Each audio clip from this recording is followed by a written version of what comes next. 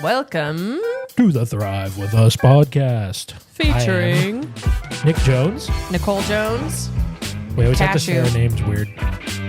Cashew Today, Jones. we're going to speak about just some life updates. I'm going to grill Nicole on spec, get to the bottom of this crap.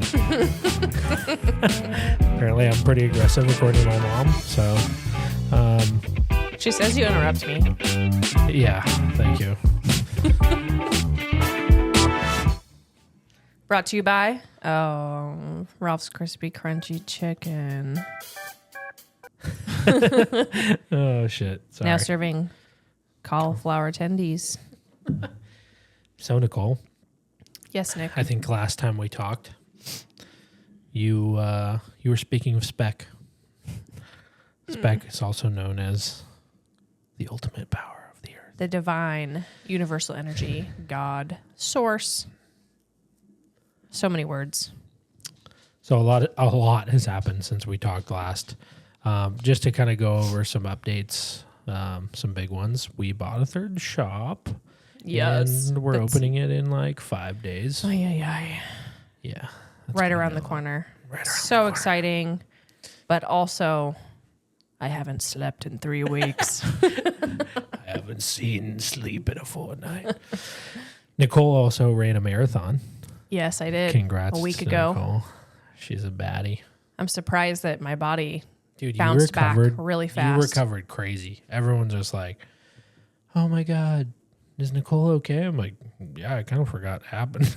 My toenails took a beating, that's Yeah. for sure. But they're fine now. Didn't lose any. What are some lessons you learned from running a marathon? Oh my gosh. So many, actually. The original reason why I wanted to do it, I set the intention last year. I wanted something to hold me accountable over like a long period of time to staying consistent and staying active on a daily basis.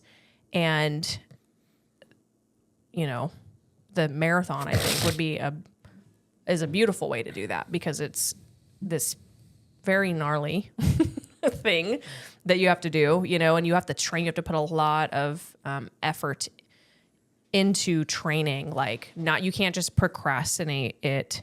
Don't laugh. You can't just procrastinate it and be like, I'm going to run a marathon next week, so I'm going to just train for this week and that's it.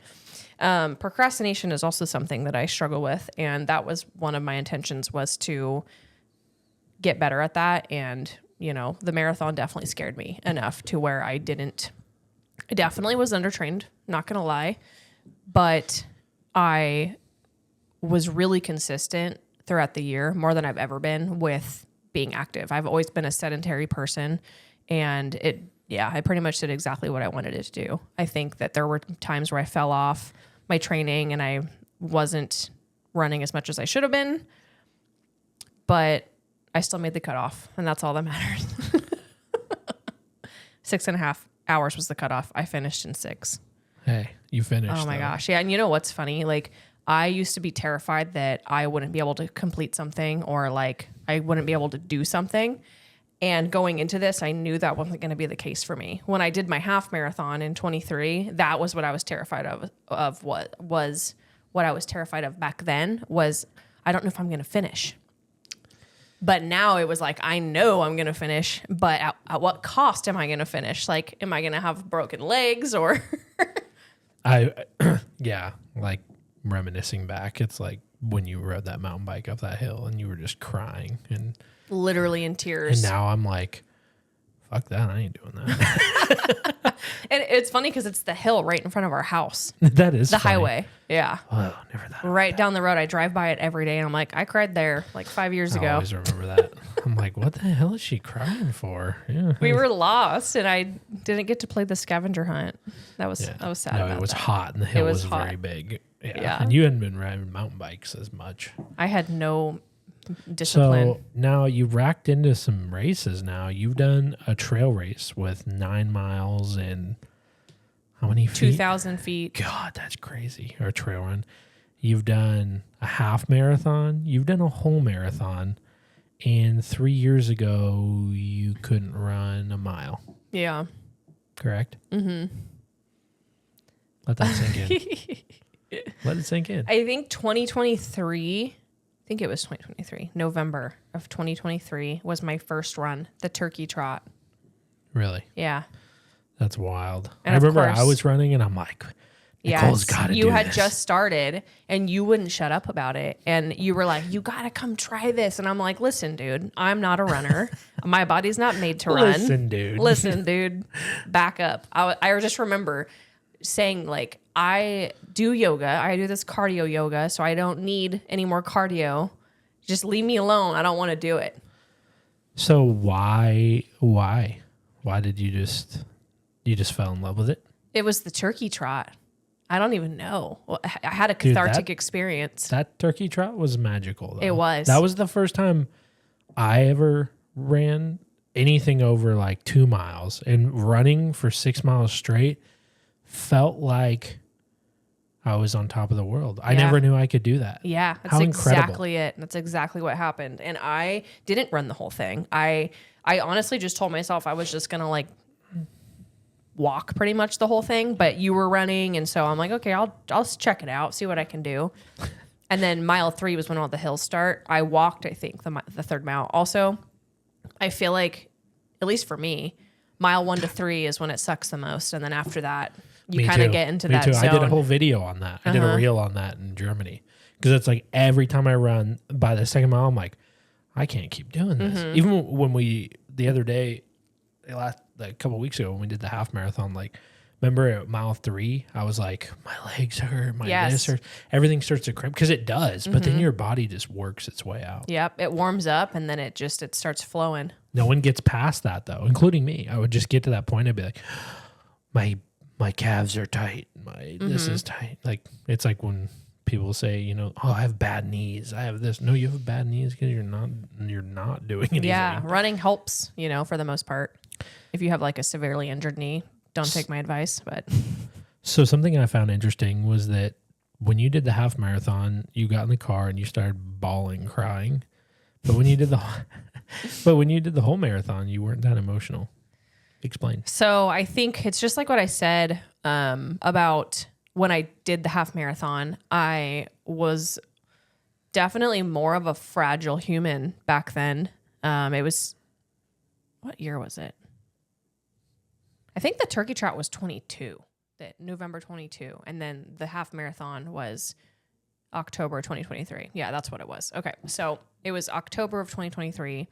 And I honestly was not trained whatsoever for that one. For the half? I injured myself. Yeah, I was not trained. That was me. I just did the half the other day. Yeah, it's exactly the same exact thing. I had like pretty much the same injury that you had. It lasted 3 weeks. I was getting shooting pains at my leg for 3 weeks, and then it finally went away. Dude, I couldn't walk. That was rough. Yeah, so I wasn't as experienced with running back then. So I think that completing that half marathon was a really, really big deal. Of course, the marathon's a big deal too, but it's like I knew inside my head that I wasn't going to give up, and that wasn't even an option. Whereas before, I think I was terrified of giving up, right? And so then when I didn't give up and I finished, I was like, holy shit, I can't believe my body just allowed me to do that. So it was more of like a big revelation, right? Also, a couple of other minor details included. The marathon, I planned everything, all my fuel, what I was going to wear, my backpack, everything. The one thing that I left out, the most important piece, was I did not bring my case for my earbuds. So they died because I was running for 6 hours. And that sucked because I love running with music. I know that's controversial. Some people run without it. They're crazy. But I love it because it helps me get into this cathartic space where it's just like you're working out strenuously, and then you're also listening to all this music that hits you in the feels, and then it just brings that emotion out in you. So I was listening to music when I did my half marathon from start to finish, and it's like the music towards the end, you know, that I think adds to it. Whereas the marathon, my music was dying. It was like, you know, making that noise. So I was like, oh crap. I still had I still had ways to go. So it was actually right after I met you at mile 20. So it was like mile 20 was when they started dying. So I pocketed them and I'm like, I'm going to conserve them, you know, until I was like 2 miles out. I popped them back in and started listening. And I got emotional when I was running at like mile 25. I got really emotional. I started crying to myself. And then they died. And so I was running in silence again. But then towards, you know, I got to the end and it was a great feeling, but I didn't get that emotional like rush. And I think it's because there was an audience too. And I think that played into it. Because this time there were people. Like you were there. When I finished the half marathon, you had met me, but you had come like 10 minutes after because you didn't, I don't think you anticipated me finishing as fast as I did. So I was alone in my feels. And then when I met you, it was just me and you. And that was like an intimate moment. You know, that's when I started crying, was like when I saw you. And it was like, I had a intimate moment with myself and then with my love of my life. So it was very more intimate. But whereas this time there was like, it was more of it like there were more people supporting me, which I really loved. I really did. But it didn't like allow me internally to like get to that. I don't know.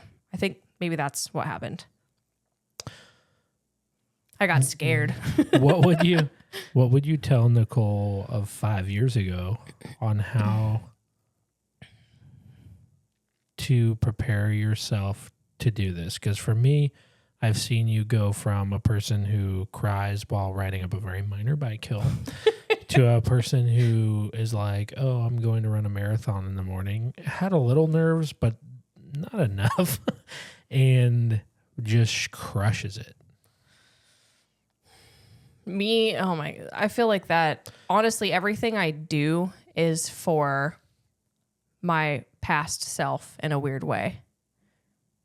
Your mess is your message. Yes, always. Your mess becomes your message. And you are the most well-equipped person to guide who you were 5 years ago, 10 years ago. So what would you say to them?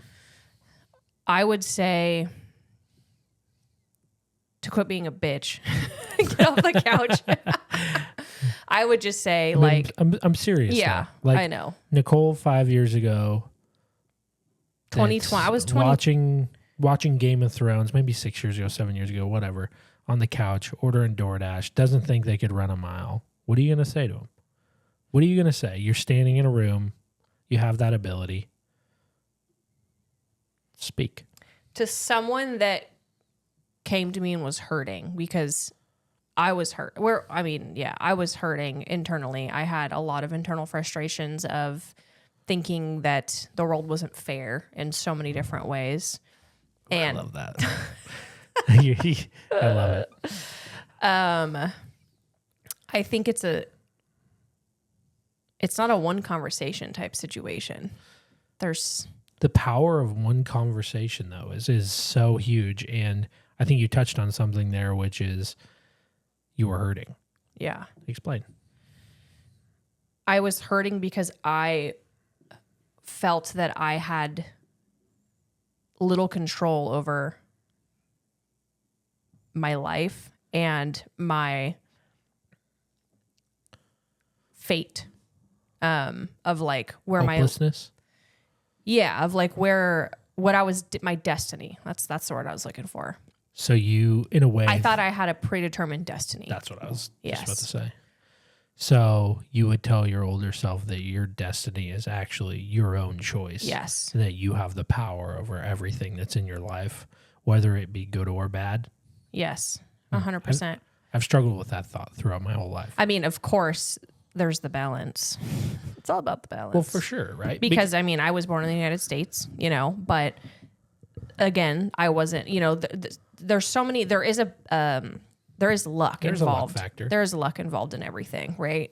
But with the life that I was given, the person that I was born, I thought that it was just from the very beginning. I was, I had the struggles as a child and I wasn't, a trust fund baby, or I didn't have anything handed to me. So, and I always heard this term, people are born leaders. I always heard that and I'm like, oh shit, that wasn't me, I remember you told me that at one point. I remember when you had that revelation. Yeah. And then it's crazy because of how powerful someone's words can be. to anybody. Like I heard one person say that, and then I instantly just told myself like, yeah, that's not, something that I was gifted. So I'm fucked.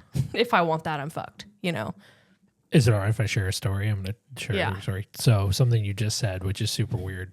I also find that the world works in mysterious ways, right? That things happen for a reason, whatever that reason may be. Sometimes we know, sometimes we don't. Yesterday, I was listening to a podcast. I really like Ed Milet, one of my favorite podcasts, very popular, highly recommend it. He was, if you don't know Ed Milet, keep a long story short, his dad was an alcoholic his whole childhood, and right about, when he was younger, 12, 13, his dad decides to get sober. His dad is sober his whole life, ends up passing away. But it kind of changed Ed Milet's life, and he was talking about the power of he has a book called The Power of One More, and he was talking about the man or woman who convinced his dad, that had one conversation with his dad and of course that's somewhat his choice as well, but to not become to get out of alcohol, however you put that, and how that one thing changed the ripple effect. Mm-hmm. I mean, because Ed Milet, if you're not familiar with him, he changes millions of people's lives. He has things I agree with, things I don't. But I mean, the guy overall has helped a ton of people. I know he's helped me. And just that guy's conversation with his dad, he had no idea. He had no idea that he was probably just saw a drunk, an alcoholic man struggling, wanted to help that one person. But the ripple effect you can have on the world is uncanny. It's insane. All it takes is one conversation. Yeah. So that's why I asked you that, because I think it's really important to hear. You know what's reflecting on that question? And hold on. Sorry. One more thought. I don't mean to cut you off, but if I don't, I won't remember it. He was talking about how the only thing that qualified that guy to help his dad was that he was an alcoholic. He went through it. Point. So when you're going through something, the power that your mess becomes your message. So you think all these bad things happen to you, and you have a choice. Like you said, you can, on one hand, decide that this was your destiny, poor me, or you can use that and help somebody and possibly change the world, whether it be that person's kid that changes the world 2 generations later. Maybe it's the grandkid, because you changed their life in that little way. But just the thing that I found interesting was the qualification that the man had that helped his dad was that he was a blithering alcoholic. Yes. And would you not think that is a negative thing? Yeah. If you don't think about it that way. Sorry, I had to finish that thought, because it just reminded me exactly what you said. But to go back to you, like from someone who, I mean, I know you well, but I think it's important to hear, why are you doing these marathons? Why are you, people, I hear it all the time. People say to you things of why. It's funny when you do something hard, most people have this tendency to tell you why they couldn't do that without you asking. I always find that interesting. So I also find it more interesting to find out why you would want to do that, because it's an incredible amount of work, effort for what? I mean, you got a cool medal. So your mess becomes your message. It's something that I actually really, truly, deeply live by. I used to be very ashamed of everything about who I was, down to me being Korean. I'm half Korean, and I was so ashamed when I was a little girl. No idea why. No one made fun of me. It was just unfamiliar, and it wasn't like there weren't other Korean people at my school. Yeah. So I was just alone and like different, and so I was just always ashamed, and I was ashamed of the way my family struggled. I was ashamed of the way I grew up, lived in the motel. I was ashamed of choices. I feel like you still have some of that shame. Am I wrong? I really don't feel like I have any of that shame. I like that. I had really bad shame on like me shoplifting when I was in high school, which is like, I don't even know. I feel like anymore, I'm like, I can't believe I was so ashamed by that. But it crippled me. Yeah, it I remember. Crippled me. You didn't tell me. Until like 5 years ago. Yeah. And so, yeah. So your mess becomes your message is a big one for me. And like literally the reason that I do anything is to lead by example and show everyone around me that they can do literally anything that they set their mind to. And back to the question of what would I tell my younger self? I don't even think I would tell her anything. I would, empower her and tell her like she's capable, but then I would show her how and just lead by example. That's fire. Because that's what has changed my life. Things aren't taught, they're caught. Yes. That is what has changed my life, is seeing people do certain things. My coach, my woman coach, business coach, if she wasn't in my life, I wouldn't be here at all. I probably would have left the industry completely if she hadn't been put in my life. And she was never like, I don't know. We didn't have a lot of like conversations of like, one-on-one, like female empowerment. It was just like, I saw her, she just did it. And I'm like, I'm going to do that, Oh, I like it. It just goes to show you like things aren't taught, they are caught. Right. And like, it's like, we spoke before about like, I struggle with a lot of imposter syndrome, about, there's always a reason why that shouldn't have happened to me in my brain. Right. Or why that I shouldn't do this or that. And, you see a lot in your family, right? And they never told me that, but they told themselves that, and that stuff got caught, right? And I think that exactly what you're saying, we don't have kids, but I think influence is, life isn't all about kids or the influence you have just on your kids. It's everyone in your life and everyone around you. And my goal is to rid myself of those thoughts and feelings so that no one else around me has to deal with them, because I know how hard they can be. Definitely. And I believe that we are meant to evolve. We are meant to challenge ourselves. Growth. Every day. We're meant to grow, just like the caterpillar to the butterfly. We're not meant to just get to our destination and then just camp out there forever. We're meant to evolve. And I should have brought a notepad because I have thoughts and I don't want to like. For a long time, I didn't realize that. And I was living in a deep, deep state of depression. And this was my ticket out, was just constantly like setting myself goals and then my, obviously towards my purpose and passion and everything. But Jesse. Comfort is the devil dressed in white. The Misogi, I don't know if anyone's heard of that, but Jesse Eatzler, I don't know if anyone knows who he is. We're actually going to see him in a few months, which I'm excited. But he's an ultra runner, and he talks about the Misogi, which is like the one big goal that you set for yourself, because it's like the joy doesn't actually come from like the marathon. It comes from the training that led up to the marathon. Or if you're like are taking a trip, the joy actually comes from planning and like anticipating the trip more than the actual trip itself, which people probably don't even, they probably aren't going to believe me, but just start paying attention because it's true. We've lived it 100 times. Mm-hmm. Listen to any celebrity. Why would celebrities ever commit suicide if money and the things were the, root of happiness?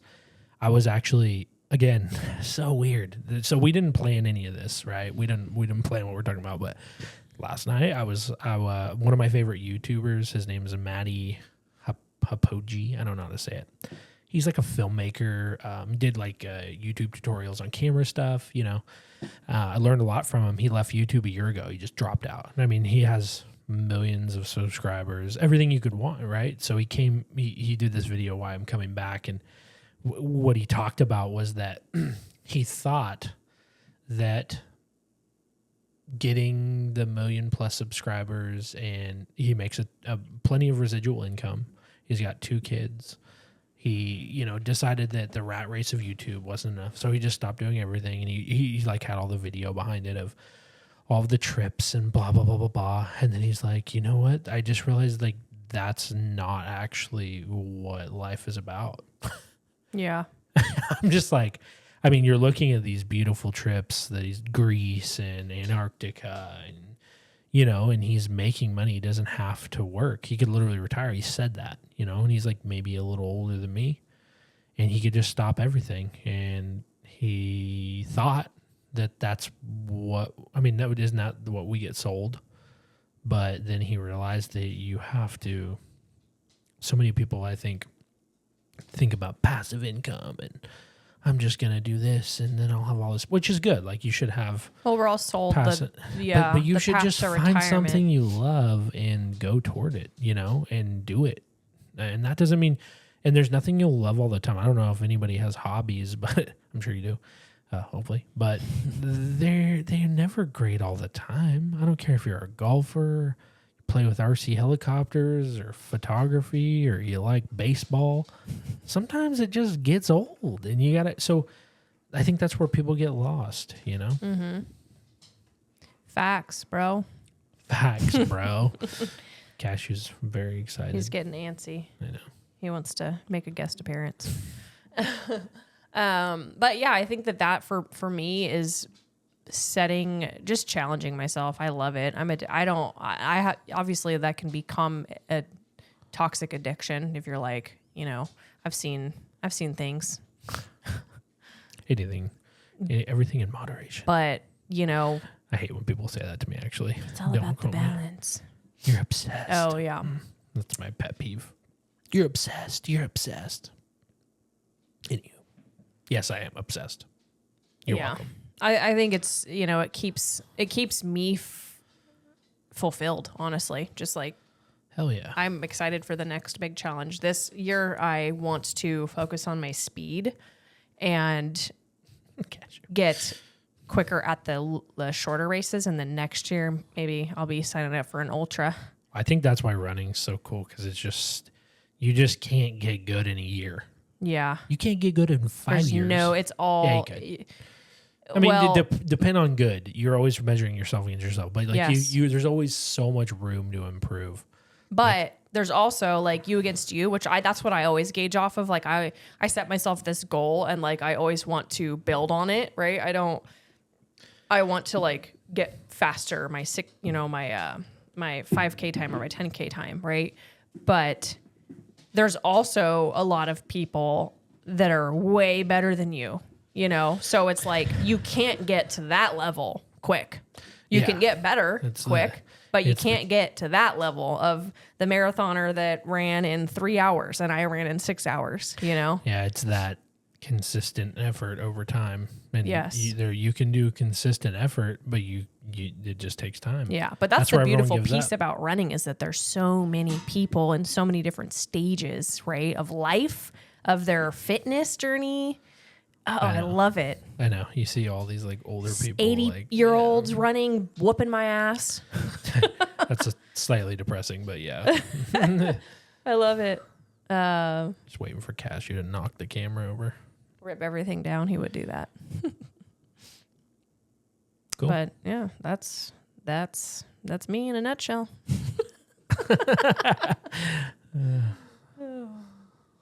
Oh man. Cool. Well, I guess we're done. Well, you're the interviewer. You're asking me questions.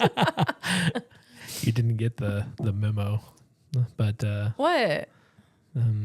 Yeah, I don't know what you're talking about. What memo? What's happening? Oh boy.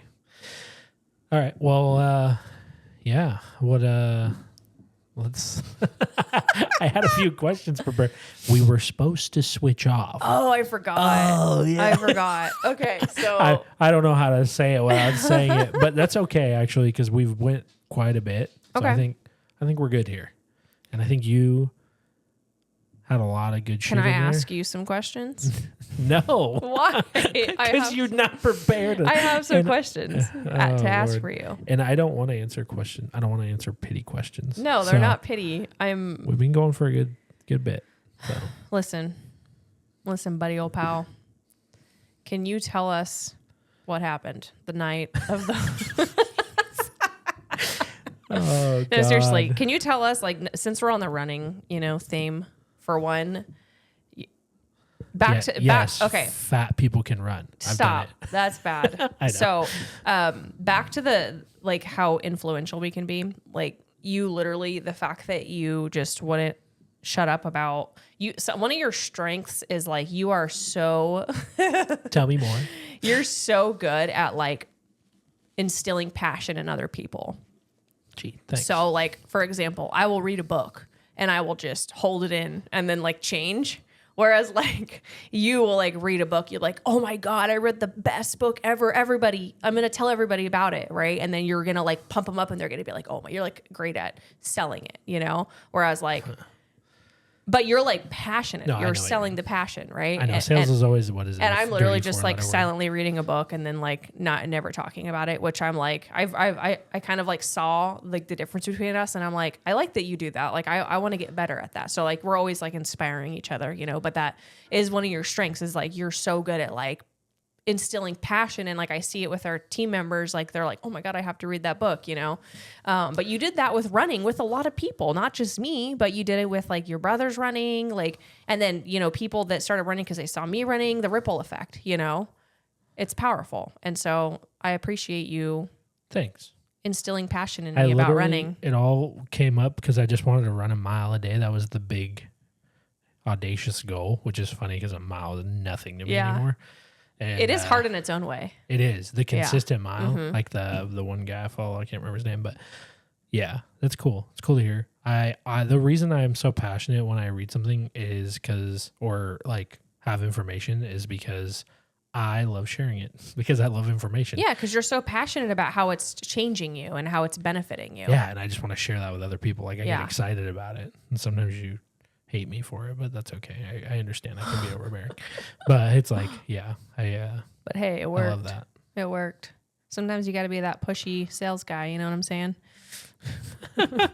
Damn, you're really painting me in a shitty picture. Well, like I honestly, like I didn't put you in a used Dodge Caravan. Or shit. Motor blew up 2 weeks later. It's funny. It was just at the car sales place today. So talk about, since we're on the running topic. Oh boy. Talk about the injury. Let's talk about the injury. Which one? What happened? The foot injury. I have no idea what happened, but my foot. And the predicament you were in with traveling. Oh, yeah. The wheelchair. Shut up. See, if I could give you a compliment, one thing I love about you is when I don't want to do something, I am very staunch on not wanting to do it. I am either go or no go. There's no like, maybe. I'm either like, no or yes. And as I get older, I do a lot of no's anymore, and you always push me to do it. So I thank you for that. But yeah, we ran a half marathon because Nicole was training for the marathon. I had never done that before. Most I ever ran was 10 miles. It was kind of random. We didn't bring anything. I didn't have headphones at all. We were just pounding pavement for 3 hours. I was just literally and that's how you know you're fucking, that's how you know you're in a bad mental spot when you can just run like that. And I had no problems with it at all because I was just sorting shit out in my head. But yeah, we did it. And then, so as you're running, you know, things hurt, right? The first 3 miles, like I said, I wanted to give up. Middle, I felt really good. At 8, remember, I was like, let's go. Yeah, I was like pumping us up. And then like mile 11, 12, I'm just like, oh boy. Didn't know. I knew I was in pain. Like everything hurts, right? Like, but your body is so good at like anesthetic. It's like, it can like, I think that's the word, right? Anesthetic. I don't know. Anesthesia? I don't know. Fuck. It sounded good. That up. It's good at masking pain. Yeah. And like, I didn't feel that bad, but right when we stopped, I got to the truck before you because, of course, you have to outdo me and do another 3 miles after that because I'm training for a marathon. I just did a quiet half marathon and, you know, just got no credit. But Shut up. I'm a martyr. But I don't think that's the right word either. My vocab today is off. It's been a long Monday. But yeah, when I got done, I got in my truck. Oh my God. I was just like, oh, I'm like stumbling around. But then I'm like, oh, my foot hurts like really bad, my left foot. And I always have this weird cramp in my left foot when I snowboard. And that's what it felt like. I felt like there was a freaking, like a dagger like a in my foot. Charlie horse almost, and, like on level 10. Yeah. And then the next day I just literally couldn't walk on it. Like at all. Well, the next day we were planning on flying to Nashville. Yeah. Literally the next day at 6 a.m. That's true. I forgot about that. And we both were just running choice. 13 to 15 miles When we the don't do that. evening before Yeah. a 5 a.m. I literally airplane. PR'd my longest run. Yeah. So, Nicole was like, Procrastination I didn't at want to its go finest. anymore. And Nicole convinced me, but we pushed the flights back. And then she had to push me around in a wheelchair in the airport because weird thing about airports is if you need a wheelchair, they have to push you around in them. I'm not comfortable with that. I'm weird. I don't want some random employee pushing me around. Like, I'll hobble around here, guys. So the Nobody's pushing me. gods So gave us an abandoned wheelchair. spec, Yes. not the gods. And yeah, so I still don't know what I hurt. It was like it slowly kind of tapered off, and now it doesn't really hurt. It was on the bottom of my foot. I looked it up. It was like peroneal tendinitis or something like that. Seemed like what I had going on. But it feels decent now. I actually put my running shoes in my truck today, but I never got around to it. So Treadmill's waiting for you. oh god, no. Treadmills are terrible. But so we were in a position where we were like, okay, so we were going to Nashville to a business conference that we desperately needed to go to because we're opening a third store and like holy crap, it's a lot. And we were like, we need to be around, the business conference has People have been through this. Yes, has a bunch of other shop owners that have done this already, and just to like be our emotional support almost by being around them, Yeah. Yeah. So like we were like we almost didn't go because you were pretty jacked up where you couldn't even walk from like. Yeah, I didn't want to go at all. Yeah. I was going to just let you go. I was almost crying on the way to the airport because I'm like, this is going to be terrible. Luckily, it worked out. Yeah. I was able to walk. The next day, I had a pretty good limp. The day after that, I could hobble around. Third day, I felt pretty good. But it was like if I walked more than like 1,000 steps, then it was hurting again. Yeah. But now I honestly don't feel it. So I'm assuming it's just fixed. Yeah. Everything's fine. Yeah. But I think there's a huge message in that, right? What's the message? Of like, it was like it was a very valid reason. And like you were saying, like you kept vocalizing, like, I don't think I can go. And I was just being very quiet. I wasn't responding whatsoever because I knew, of course, in my head, I wanted you to go. Because you're pressuring me with No, but I'm like, I can't be the one. I can't be the one to say Shoulders. you shouldn't go or you should go. Like you are going to have to be the one to make that decision, Nicole, should I go? Silence. Yeah, that means you should go because you're a bitch. I just said I just said like that's something that you're Only going to have you to will know. decide, right? God, evil. Remember. It's evil. But it's like, I think that in so many ways, we as humans are in that situation every single day. There's a fork in the road. And we were like, okay, which direction do we want to go in? The direction to meet our future self or the direction to stay in our old patterns that we don't want to be in and live with our present/past self? So what path? And of course, like And there's if you bumps. keep choosing that path of the same self, and then in 10 years you end up extremely unhappy and or tomorrow. all of your friends outgrow you. Yes, it could be, but this is an overtime thing. It's a real fucking shitty place to be. Sorry. But I didn't make that decision for you, right? But you knew that you had to take the path to your future self because we're in this. No, I didn't. I don't want to go. It made me feel bad. Shut up. You give me too much credit. Like I'm not as badass as you. Oh my God, shut up. Jeez. No, but seriously, you did. Like you knew that there was I knew we needed to go. I know there was a where I'm light at the end of the tunnel and that you needed to be in that light. I think one of our mentors said when we were there, actually, we did a podcast. Shout out to the Success Leaves Clues podcast. Subscribe. But we did that. I don't think it's out yet. But he had said they probably canceled it because it sucked. That personal growth is actually just gaining self-awareness. I'd never heard that before, but it really stuck in my head. It literally was just something he randomly said in like when we were like talking off camera or something. He's just like, personal growth is basically just, gaining self-awareness. And then I thought, wow. It's so simple. It is. That's why my brain always hangs on to those simple things. Like the way you do one thing is the way you do everything. Is one of my favorite mantras, because it's just so true. Yeah. I remember like a couple years ago when I would always hear people repeating and quoting like Tony Robbins or like all these, amazing one-liners like that. And I'm just like, how do they remember these? Like, I just can't.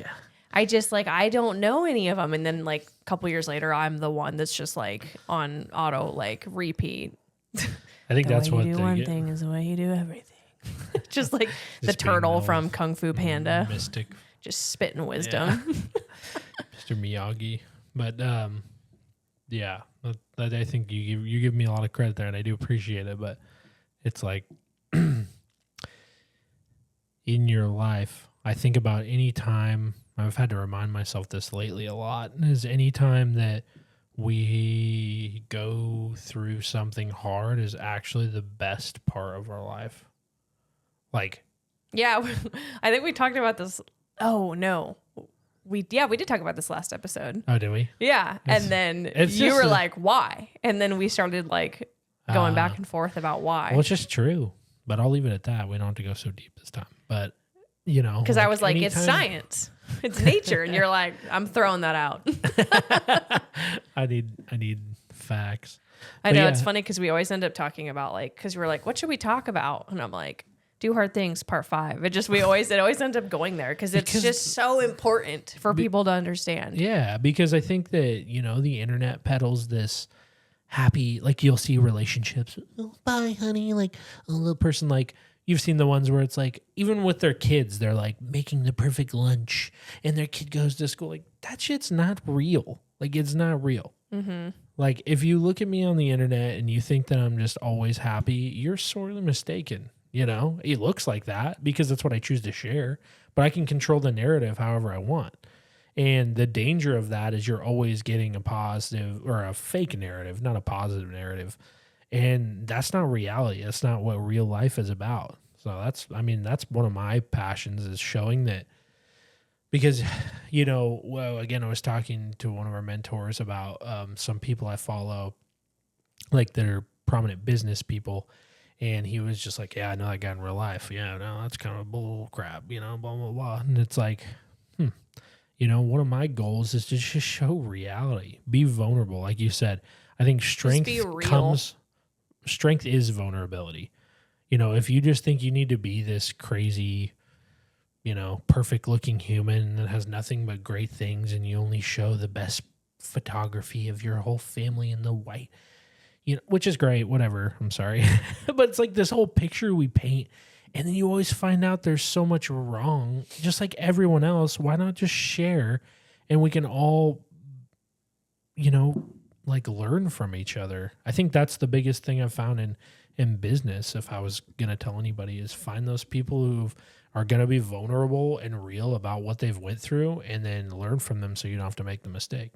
I think that's where things are going for sure. I think that it's a really big movement that's been happening for a while that we've been a part of, and we haven't even realized it. But I am so passionate about it. I've always have been. Like, I'm not going to sugarcoat. I don't want you to think that, we go home and all our dogs line up in a line and sit down and we feed them with their little bowls and it's great. Like, no, our dogs fight. Our employees quit. They have issues of their own. Our businesses have, every issue you could think of, and it's all hard, but it's like, this is what I'm here for, like, and you can be kind through all that, and you can help others through all that. You don't need to shit on them to get somewhere. That's the other, we did vision boards the other day. Now I'm just like soapboxing hard, but we did vision boards the other day, and one of them, or actually it was part of that conference. They said, come up with a short term, a long term, and a lifelong goal. And I thought, okay, short term goals are easy. Like usually monetary, they're not easy, but monetary wise, or just like short things. And I can think about that. Long term goals, they get a little harder, but lifelong goals, I had to really sit and think about that. Because to me, I don't give a shit about money. I don't. I think it's a good tool while I'm here, and I want to build it for hopefully our families, and everyone that is underneath anything we do, because I think that it is a tool that we need in life. But as far as lifelong, everyone will forget that when I'm dead. You're gonna die, and then in 2 weeks they'll have a funeral, and everyone will miss you a little bit. You'll be in their heart, probably to like the select 10 people really care about you, unless you do something large and show people what they can do or change their life. And for me, that's what the lifelong goal was, to show people that you can have integrity, kindness, and still be monetarily successful and outwardly successful, and show the realness of that. Mm-hmm. Because here we are, right? Going into a third store. Never thought that was possible.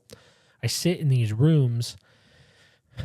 The higher level we get, the more I sit in these rooms with people who have these egos, and that's how they think business works. And they can't figure me out.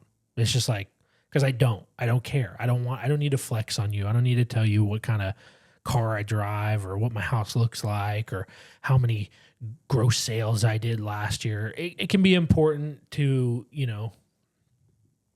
show people that you know what you're doing, but it's so common in our society to flex that crap like it's something cool. Oh, I got a Lambo. I come into my, with my Infinity. And that's all great stuff. Like, good for you.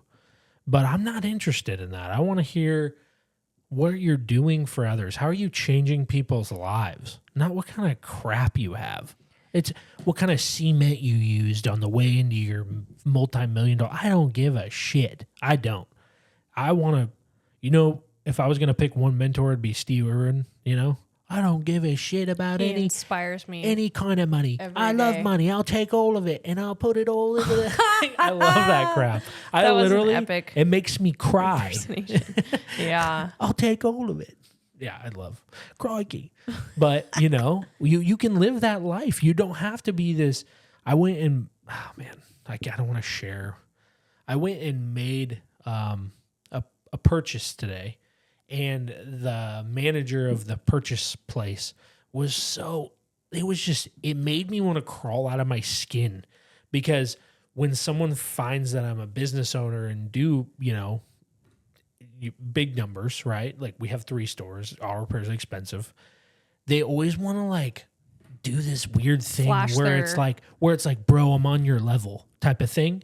And I can't stand it. It makes me want to crawl out of my skin. If you want to talk to me about it always hits so weird. I'm just like, oh God.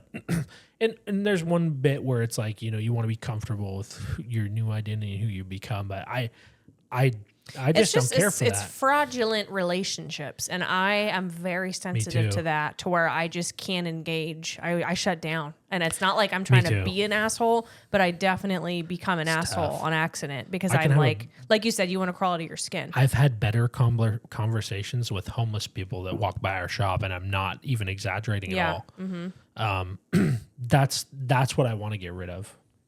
I don't know how we got on that. I don't even know if you asked me, but I feel like it's just something that's weighing on my heart. Long-term goals, right? And you know what's lifelong crazy? Goals, yeah, lifelong goals. When they asked us that, I actually didn't answer it. I didn't write down what I wanted for my lifelong goals. It's a tough question. But sitting here talking with you, I had this revelation. Oh my God. Okay, you want to hear it? Yeah. So you don't know, because it's like lifelong. My life could end tomorrow. Or it could end in 100 years. Nobody knows how long my life is going to be, or yours, or anyone else's. So it's like, how do you determine what your lifelong goal is? Ooh, you just made my brain hurt. So literally, so it has to be something you are and not something that is. Yes. Is that what you were going to say? Yes. Being present and living every single day. And this sounds like cliche, but it's not. Living every single day like it's your last, right? But seriously, don't wait and go, oh, I'm going to wait until I make this much money to donate, or fucking do it right now. Donate your time, donate, something. You're not going to donate a penny out of a dime. You're not going to donate $1 out of 100. So it's stop waiting for this magical moment to happen to where you can start living, and then just live now. That's the lifelong goal, is And to a be able to lifelong take goal- every single day and make it mean something. Yeah, because you really can't have a lifelong goal, because in order to have a goal by definition has an expiration point or an end, but you don't know when it's at. Yes. So in order to have a lifelong goal, you have to just be it. And I think I described what I'd like to be. Yes. Oh, I like that. Because like you can have a 10-year goal because it's 10 years. Okay, 10 years I want to have, I want to have 500 dog shelters or whatever it may be. And that's a attainable thing that you can measure. But you can't measure a lifetime because you don't have an idea. Yeah, and like life, we're all fooling ourselves. Lifelong could be like, what do you want to accomplish when you're on your deathbed? Well, if I was on my deathbed tomorrow, I would look at yesterday and the day before and be like, was I living a fulfilled life with meaning? And isn't that the ultimate? I wouldn't say like, oh, I didn't get my lifelong goals because I'm dying tomorrow. I would be like, I'm fulfilling my life every single damn day with every single move that I make. And you just described why it's so important to find your why in life and why so many are lost, right? We talk with a lot of our team members about it, and they'll give you, my why is this or that, but you really have to, your why has to be enough Feel it. to every day wake up and be like, this is what it's about. This is what it's about. And you'll get lost on that journey. And it'll change, honestly. Like mine's changed all sorts of places. And there's going to be boring days, really boring days. And there's going to be days where you feel like you failed on it, I think the ultimate goal in life is to be laying on your deathbed or falling from wherever you fall from or wherever you're dying, right? Because we're all gonna, and be thinking about, man, I did everything I wanted to do, or everything that I could do, or everything I had the ability to do. I think the worst thing that could happen would be, wow, what could I have been? Yeah. And actually, you know what? In that session, I feel like we kind of cut it off almost. Like we cut it short. I thought there was going to be more because we were going down a great path. God, I keep They were lifting my talking shoulders. about what are you chasing? Like you want to grow your business. You want to do all these things. You want to have, whatever, big house, cars, jets, whatever, boats. But why? What are you chasing? And then we discovered that we're all chasing a feeling. We're all chasing significance. But a feeling that you feel every day. And then we all find out that those things don't create that feeling. It's very temporary. But how do you create that feeling and make it last every single day? I love that. It's exactly right, because none of that stuff actually gives you the feeling. It's all marketing put into you. When you see like every kiss begins with K, like all these. All right, all we're these, getting sued now. I know. But it's like all these commercials, and they're showing this two happy couple and they have the ring. Do you think the ring brought happiness? Does anyone know someone who's been divorced? Does anyone know someone who's given a ring to someone that they shouldn't have? Like, it's all bullshit. This overly priced ring that But no one can afford. connected that ring was going to bring us happiness. I mean, we could go deep on that, and I won't, because this is where I get hung up, because then I'll start hating the world because of how I see it sometimes. But what you just said is so powerful to round back to it. It's that your lifelong goal really can't be a thing. It has to be a feeling. Mm-hmm. Or I think everyone's chasing significance and power, and you have to fight the want for power, I think, and yeah, that's just a deep conversation that I'm like, my brain just went, yeah. Yeah, I know. I think we got to stop there, because we can go for another. Well, let's 4 end hours. with like a fun question that we both answer. I have a couple. What was the other one I wanted to ask? What's your earlier? favorite color? Okay. Oh shit. What's wrong with you? How do you create meaning? And don't do that. What is a small way that you can create meaning for yourself in an everyday situation? What's a small way you can create meaning for yourself in every day? What may seem small, I should say, but actually is, obviously, if it's creating meaning, it's huge. Like a practice, like a practical thing Anything. to do? This is too broad. My brain has 50 different things I could think of. What brings Could you I get an fulfillment? example, Alex? Can you use that in a sentence? What can I just remembered this anyway? ADHD. This duck. I saw you. This duck situation. Wait, You seen?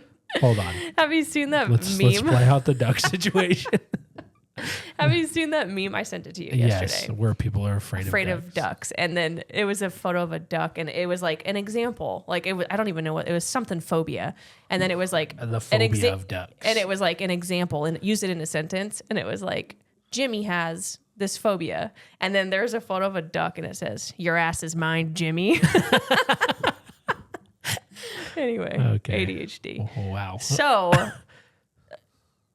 you don't know. I forgot what you asked. What is ducks. a way on a daily basis where you can find fulfillment? You know what? It's gonna sound super contradictory. I know what it is. Guess. What is it? Thinking about You're gonna death. die. I knew it. You bastard. It's true though. It's something I do all the time. I was forced at one point to really sit with that thought closer than, I think everyone has. I was talking with my mom about this. She's just so terrified of death. And I remember feeling that way myself until I sat with it and I was there. Like I was literally in my brain, like your brain can create anything, right? But I was there. I was like, okay, I got 3 months, 6 months. Like that's, you were there. I was there. So it wasn't that scary, as weird as that was. But when I wake up, it puts everything in line, right? And it may not be when I wake up, but sometimes in the middle of the day, if something's happening, I'm just like, you're going to die one day. Like when you're afraid to go talk in front of people, you're going to die one day. If they can't hear what I have learned, isn't that the most selfish thing? Because I'm afraid of what they might think I look like. And one day I'm just going to fucking die. And none of it really matters. How much does it really matter? Does anyone ever remember someone else's speech where they screwed up so bad that and if they do they judge them for it? Was it just funny? It's just we do all these things during our day that we think are important, but they aren't, because at the end of the day, we're going to be dying at some point. We all are. Everything is, right? And at that point, you got to decide what you did had meaning or not. Yeah. And so it doesn't only bring you fulfillment, but it brings you courage. It brings you courage. It aligns everything. Yeah. I used to have a fucking thing in my wall that says you're going to die. Yeah, I know. With like Scrabble pieces. Yeah.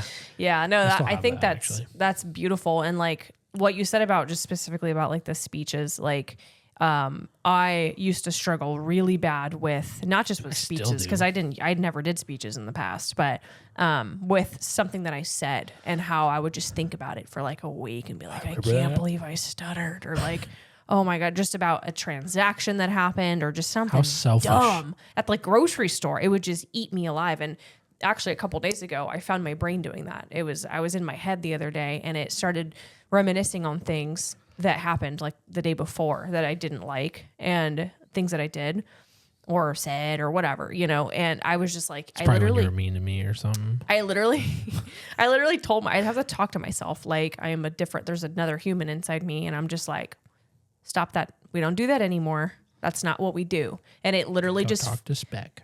Yeah. Like we don't do that to ourselves anymore. We're not living in the past, because there's nothing you can do about the past anymore. He's right here.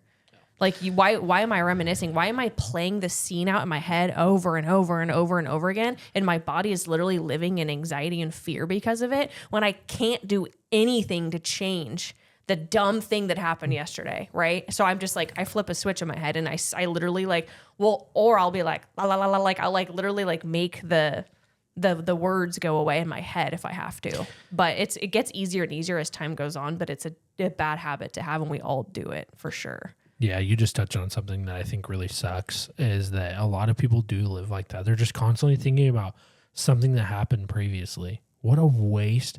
It is a waste. Literally it is a huge waste. Their whole life on it.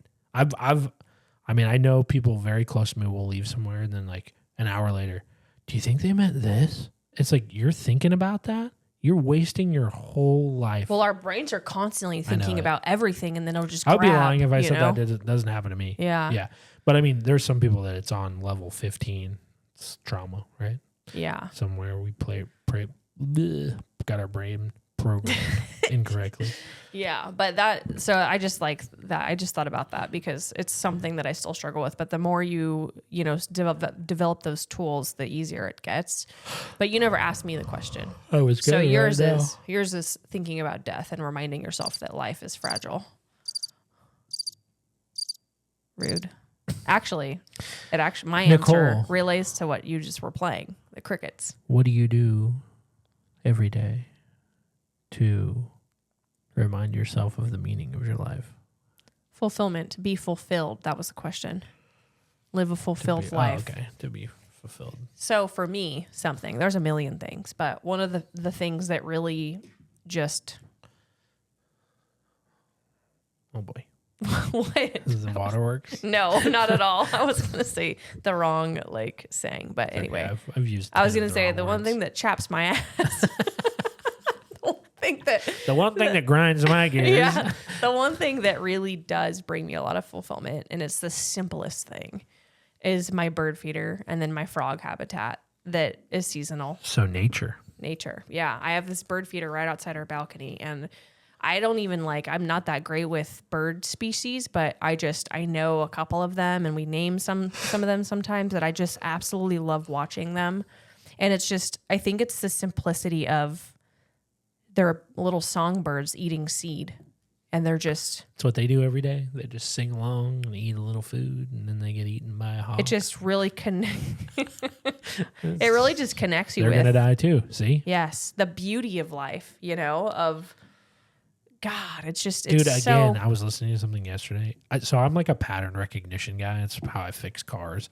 But I was listening to something yesterday. It was another photographer I follow. He was talking about what to do when you're in burnout, because lately I haven't been wanting to take photography or do art at all. And he was just talking about how he would go into nature, and that will spark your creativity. Yeah. And that's exactly what you're talking about. And they have these little personalities, and the different species that all come. There's ones called juncos, and they're winter birds. I researched. They're because I haven't seen them before. And then I realized that they're winter birds, and that's why they're out and they're everywhere. But and then there's like a I don't even know what it's called, a flock of robins that come and eat the little berries on our tree.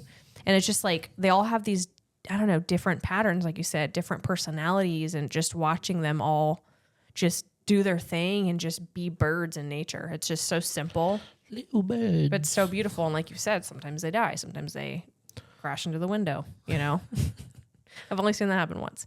But or the frogs in the summer, just them in their little water. I gave them a little water dish, and they have their little routine of when it gets super hot, they'll go in the soil, But it's just being in nature. Nature's pretty awesome. It's What one of is my it? favorite things. It's just it's you can't even put words to it. It's just instinctual. It's nature. Is this doing anything weird? Okay, stop doing that. We should change our podcast name to The Thrive With Us It's- podcast. It's Nature. All right, you're ruining. I'm sorry. We're talking about nature, not the devil. All right, I probably should stop doing that.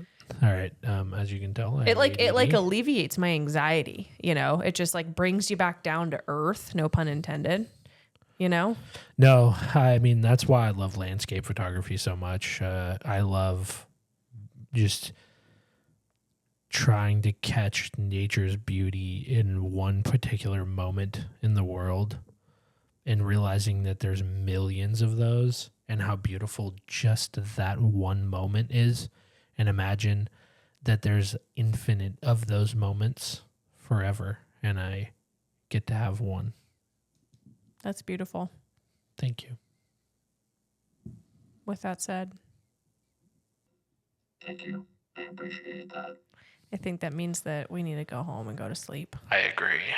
Please stop. You're making this bad. I'm sorry. Okay, we should end it. One day I'm going to switch this music because I think you can do it, but Book recommendations. for now, that's a good point. Book recommendations. Okay.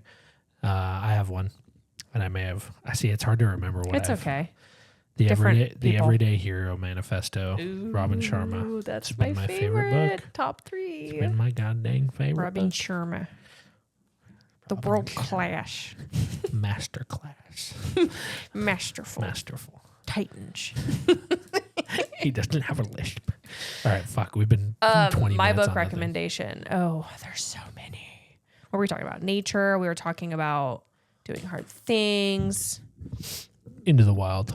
For all the runners out there, Rich Roll's book is really good. Ultra something. Finding Ultra. I love Rich Roll. Either. He is an ultra runner, an ultra athlete, and then also he's a recovered alcoholic, so he has a very powerful story. He's also a vegan, and also Eckhart Tolle. Anything of any one of his books. Just all of it. Yeah, I agree. The Power of Now. That's Just it. Goodbye. Don't listen to it because his voice is very. Don't talk bad about Eckhart. Very. Okay. Goodbye. Ralph's Crispy Crunchy. Keep an eye out for our new location that's going to be opening. Next I week. just go straight into sales. Next week, February 3rd, 2693 Churn Creek in Reading. Across from the Hearth. We're excited. Hopefully everyone else is too. Right behind Coco's. And why'd you shake your head? And next time, we'll talk about something that isn't doing hard stuff. And please comment and if you have any things you want us to talk about. Yeah, that's a good question. Yeah. Or that's a good comment. If you stayed this far. And yeah, appreciate My it. dad, let me know. And then your mom. Basically, if you're my brother, Let me my know, mom Father. or dad, answer. No, but seriously, listen. If you have anything you're interested in, let us know. I just can't stop talking today. All right. So. Good night. Farewell.